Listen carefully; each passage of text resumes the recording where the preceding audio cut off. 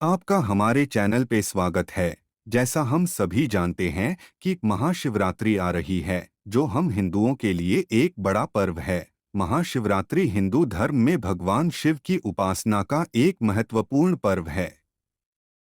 इस दिन विशेष रूप से उपवास रखा जाता है और शिव कथा सुनने का विशेष महत्व होता है। महाशिवरात्रि व्रत कथा प्राचीन समय की बात है। एक शिकारी था जिसका नाम गुरुद्रुह था। वह जंगल में रहता था और शिकार करके अपने परिवार का पालन पोषण करता था।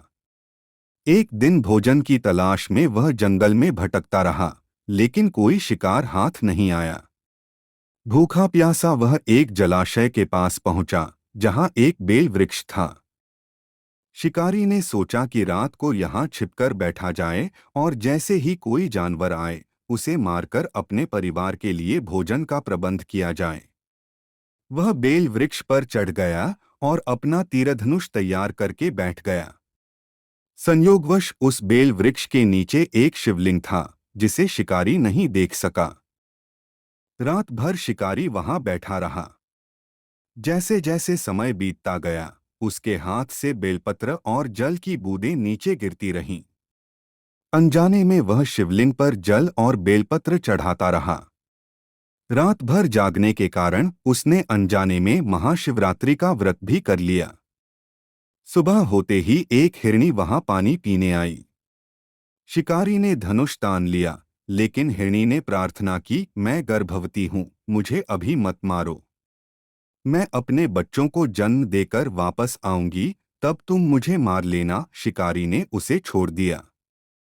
कुछ समय बाद एक और हिरनी आई। शिकारी ने फिर से निशाना साधा, लेकिन वह भी विनती करने लगी, मैं अपने छोटे बच्चों को अकेला नहीं छोड़ सकती, मुझे जाने दो। मैं वादा करती हूँ कि वापस आऊंगी। शिकारी को दया आ गई और उसने उसे भी जाने दिया। रात भर इस प्रकार उसका उपवास और जागरण चलता रहा। अंततः सुबह होते ही उसकी भेंट एक हिरण से हुई, जो अपनी परिवार सहित वहां आया था। शिकारी उसे मारने के लिए तैयार हुआ, लेकिन तब तक उसका हृदय परिवर्तन हो चुका था। शिव कृपा से उसमें दया भाव जागृत हो गया और उसने हिरणों को मारने का विचार छोड़ दिया। इस पुण्य कर्म से शिकारी के सभी पाप धुल गए। भगवान शिव प्रसन्न हुए और उसे वरदान दिया कि अगले जन्म में वह एक महान राजा बनेगा।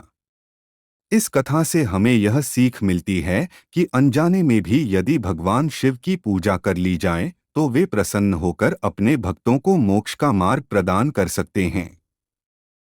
महाशिवरात्रि के दिन व्रत रखने, रात्रि जागरण करने और शिवलिंग पर जल व बेलपत्र चढ़ाने से सभी पाप नष्ट होते हैं और शिव कृपा प्राप्त होती है। नमः शिवाय।